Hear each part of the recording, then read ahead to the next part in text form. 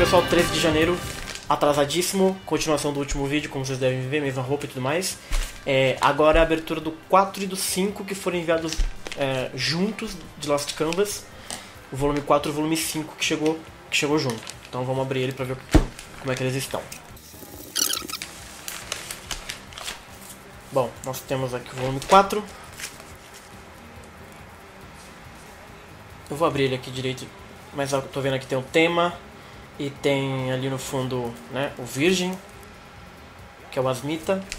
Fala só do 4 primeiro, na verdade, porque depois eu vou fazer só a leitura do 4, sim. E aí de brinde veio uma, não sei, um card. Um card do tema. O tema e... acho que é o tema. Tema e o rapaz, o Alone. O Alone bonzinho e o Alone suspeito. Acho que é o Alone, né? Mas enfim.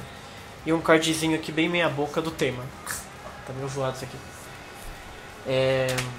Então vamos dar uma olhadinha no 4 agora primeiro. Esse é o volume 4. Volume 4. Atualizado, vamos ver se tem páginas coloridas. Acho que não. Não tem páginas coloridas. Mas tem um esquema da sobrepeliz de Beno, do Cagarro. Então agora vamos ler o 4 e ver o que eu acho de Lost Canvas. Bom, bora ler então o mangá volume 4 de Lost Canvas, né? No último eu achei 80% era o básico e o Minus, dois chatos pra caralho, então foi um mangá meio fraco.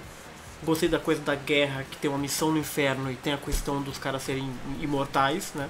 Então isso é interessante pra guerra. E não entendi muito bem porque que o Alone não simplesmente pinta o santuário. Vamos ver se o mangá de repente traz as respostas. Vamos lá. Tem um Virgem na capa. E é igual ao Shaka. Legal isso aqui, eles explorarem algo da prisão, assim, tal, etc. Que legal. O núcleo do tema é bem mais legal que o santuário, por enquanto, pelo menos. Essa coisa da missão e tal, etc. Bem mais legal esse Cerberus que o da clássica. Ih, que da hora, inferno. Caraca, tá sendo fofo e de repente vira um idiota. Você é a possibilidade do Alone? Hã? A comédia de Lost Canvas não me pega muito não. Meu bobo. A cachoeira de sangue é bem louca, velho. Que isso, velho? A cachoeira se abriu, que loucura. Ah, é o Shaka. Asmita. Quê? O grande pecador do mundo celestial, pau. O que o cara tá fazendo aqui, mano? Ah, ele tava tomando conta da casa de Ares porque o outro foi... Tá vendo? Bagunçou tudo, velho. Qual é que é desse touro, velho? Chato pra caralho. Ai, outro virgem, próximo de Deus. Ai, saca. Golzinho, mano. Por quê? Por quê? Grande transgressor das leis divinas, what the hell? Oxi. Esse negócio do Pegasus ter ferido um deus... Quando o Hades fala nada sobre o tema que ele tava falando, agora tem mais outros antes disso, mas ela não mantém ele ao lado. Ele é como se fosse mais um cavaleiro de bronze no santuário, não é como se estivesse do lado de Atenas sempre. Não sei qual é que é desse Shaka não.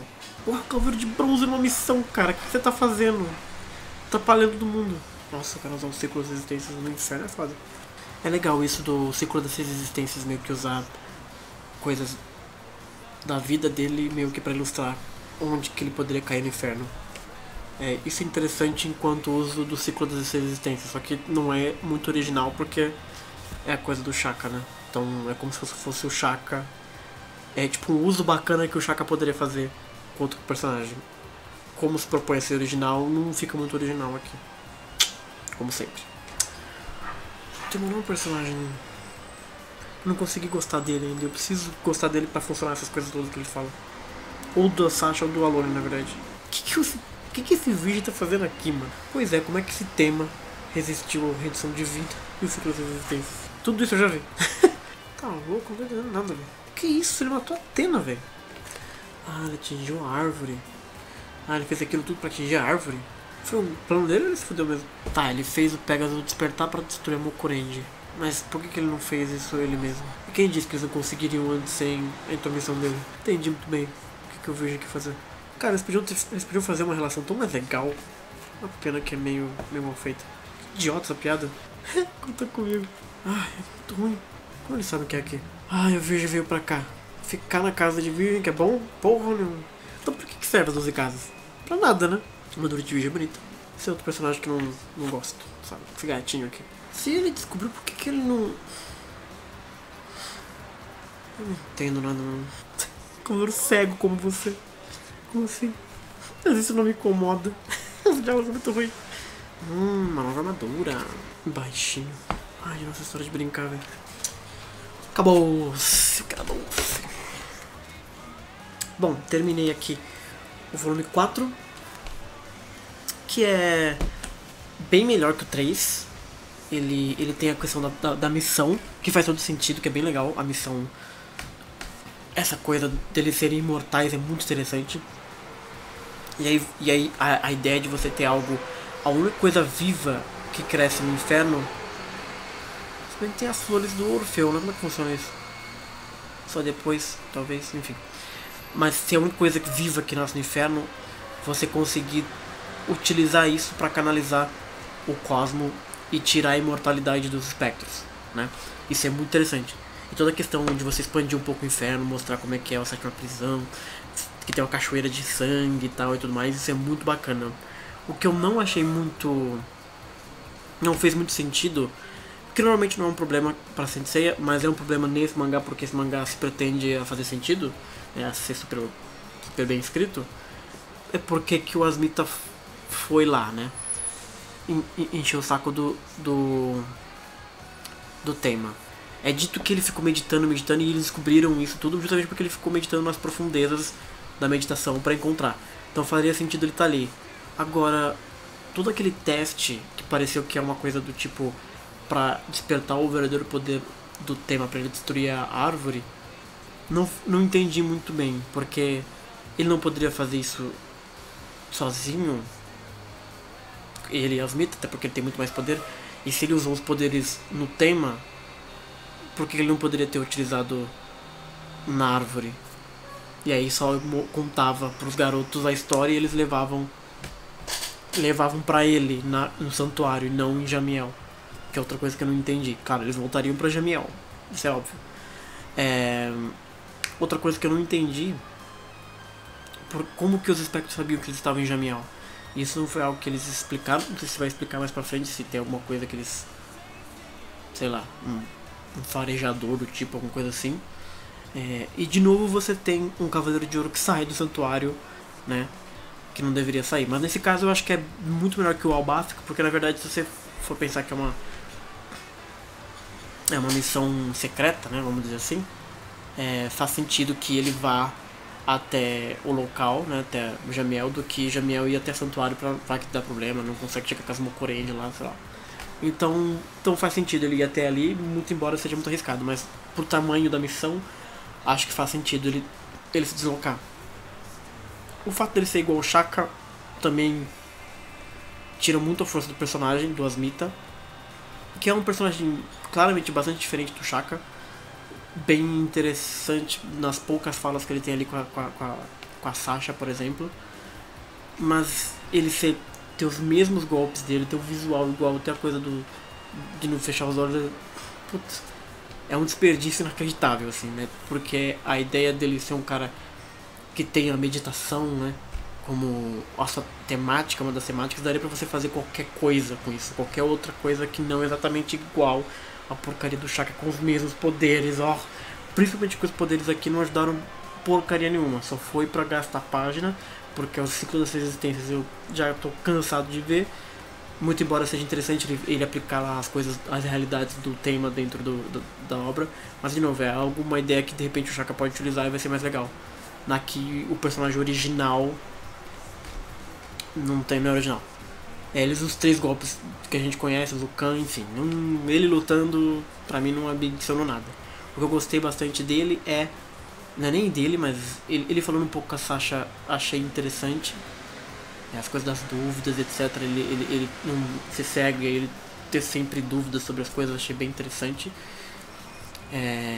E dentro da missão do tema, essa coisa de buscar as Mokorenji, ele ter ajudado meditando nas profundezas e tal, porque os Cavaleiros de Ouro, então o Aldebaran tava se perguntando, nossa, mas ele fica meditando, e aí pelo menos responde um pouco por que ele fica fazendo. Aliás, o Aldebaran, que visualmente é até diferente do Aldebaran, que é legal, acho que é o primeiro que eu vejo que, embora seja super fortão, ele não é tão igual assim ao Aldebaran, isso é bacana, mas ele é meio tonto, tipo assim, eu não sei o que ele pensa, então eu não gosto dele. Aliás, tem vários diálogos meio ruins, assim, no mangá. Tem momentos que são dramáticos, aí vem uma piada. Aliás, o humor de Lost Canvas é péssimo, pra mim não funciona. Não sou público-alvo desse humor que eles usam, meio tonto. A tríade Yato, Tema e Yuzuriha ainda não casou pra mim. O Yato é insuportável, o Tema é outro chato. Teve um momento muito importante que foi o encontro do Alone com o Tema no inferno. E aí, puta, são dois chatos de galocha. O Alone é insuportável e o Tema é outro muito chato. Então não tô conseguindo me conectar. A única pessoa que eu gostei, de novo, que apareceu, a Sasha. Gosto dessa Tena, essa Tena é legal. Ela é uma personagem que interessante, tá agindo, tá fazendo a coisa toda da barreira, etc. Isso eu tô achando bacana. Quando ela fala ali com as Mito, achei um diálogo muito legal da parte dela também. Então a Sasha, como no começo eu tinha achado ela mais legal, ela tem sido interessante. O Tema e o Alone não é uma relação que eu tô me importando demais. E teoricamente a história dependeria de você se importar com os três, né? Sasha, Alone e Tema. E não tá rolando porque o Tema e o Alone não são personagens muito cativantes. Eles são muito exagerados. Em si extremamente blasé, querendo arrastar o Tema pro lado dele. Que eu acho até uma ideia boa. Uma ideia boa. Se ele tiver uma personalidade mais interessante, o Alone, mais decidida, mais não exatamente enérgica, mas um pouco menos dentro dele, um pouco menos indiferente. Ele é muito, traz uma indiferença, se você vai dizer sim ou não, uma indiferença quem morre ou não quem morre. Ele é sempre uma coisa muito quase artística, assim, aquela coisa do eu lírico, muito chato, não consigo me conectar com ele. E o Tema, ele é um personagem muito estourado, como o próprio Asmita vê, sem juízo, irascível, só que isso não são elogios exatamente ruins, é como você trabalha esses elogios. Eu acho que Shiori não consegue trabalhar muito bem para ele ser um personagem cativante e pelo menos pra mim, carismático. Não tem carisma nenhum, ninguém ali. Só a Sasha tem um pouco de carisma, mas tirando ela, o Tema e o Alone não tem carisma algum. E aí você não consegue, eu não consigo criar elo de ligação com nenhum deles. Mas a história, pelo menos, né, e essa coisa da guerra, etc, isso eu acho interessante. Como eu continuo dizendo, não falou da tela ainda, né, que é algo que eu queria entender um pouco melhor porque que o Alone não sai pintando todo mundo. Mas essa coisa dos imortais, dos caras serem imortais, que é uma ameaça interessante, criativa e original, eles também estão dando um fim criativo e original. Então a história da guerra, ela é interessante, só que os personagens não são nada carismáticos pra mim. Eles são muito tristes, na verdade. Os Cavaleiros de Ouro são personagens... O que acontece com os Cavaleiros de Ouro é que como se pretende ser algo original, eles não são nada originais, porque eles são copiados da série clássica, mas as coisas que eles fazem são bem interessantes. Só que elas são bem interessantes, só que eu fico sempre pensando, nossa, que jeito legal de imaginar o que o Shaka pode fazer. Que coisa bacana de imaginar que o Afrodite pode fazer. Enquanto personagens originais de Lost Canvas não tem originalidade nenhuma, na verdade. Tirando na personalidade, mas muito sutilmente também. E é uma pena. Eu acho que, por exemplo, você poderia facilmente trocar a temática dos Cavaleiros de Ouro e a obra cresceria assim, exponencialmente em qualidade. Você poderia manter a mesma coisa do sangue venenoso, você poderia manter a mesma coisa da meditação do Asmita, trocar visual, trocar todos os poderes dele, trocar tudo, toda a temática, e você teria aí sim uma obra em termos de personagens muito original e carismática.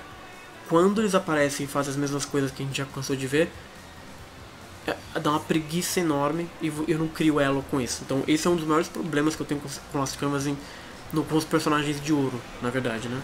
E se for ver a bem da verdade, o Toto Yato e o Seiya são um pouco pouco distantes das suas contrapartidas originais.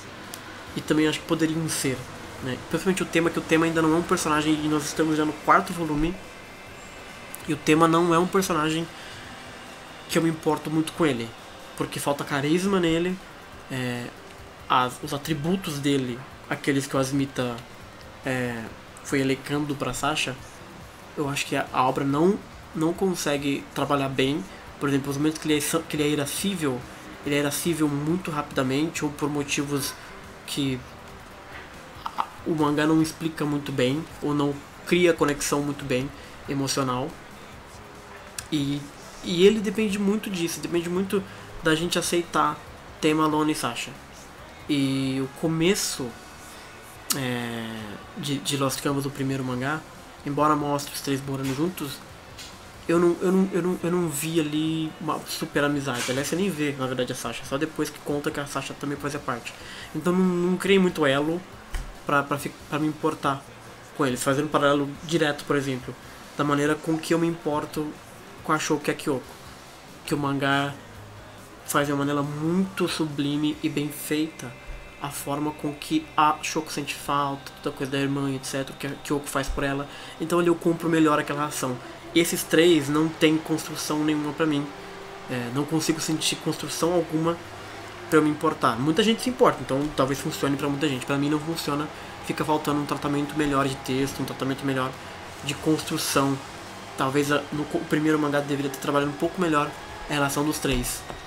Fossem cenas, fossem diálogos, você criar essa relação a partir da violência, por exemplo, né, do tema chegando pra bater, pra proteger, por exemplo, ou depois ele protegendo de novo a questão toda do rio, lá no começo, etc. E aí o Alone quer pintar um quadro dele. Então acho que eu não consigo criar situações no começo em que eu sentisse que havia ali uma amizade que eu me importasse, né? Eles dizem que são amigos e eu preciso aceitar, e não tá dando pra aceitar porque eu não consegui ver isso no mangá de uma maneira bem feita. E falha muito por causa disso. Mas em termos de história, a guerra, né, personagens, ninguém funciona pra mim. O cara de Jamiel é muito legal, aquele velhinho de Jamiel, ele é bacana. A Sasha é legal. E a história é legal, na verdade. A história da guerra, né? Os caras indo pra cima, essa coisa estratégica deles tentarem encontrar a missão pra torná-los mais... torná-los mortais, né? Dá pra vencer os espectros. Então nisso é um ponto positivo, e a história vai se levando numa coisa legal, né? A missão mesmo das Mokurenji, né?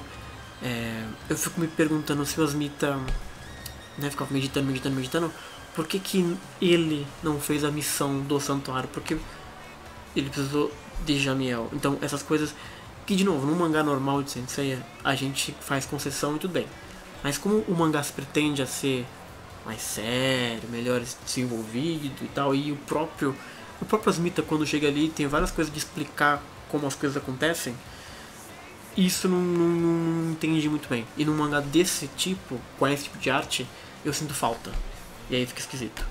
Mas é um mangá melhor que o outro, né? Ele é um mangá bem melhor que o 3.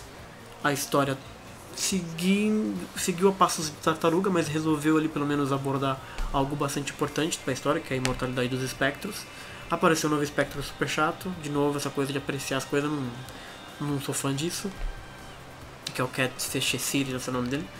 Mas pelo menos a história parece que a guerra vai continuar seguindo, e acho que esse vai ser a parte mais legal de Lost Canvas que eu vou achar mesmo. Em termos de personagem, por enquanto, nada me agrada muito, certo?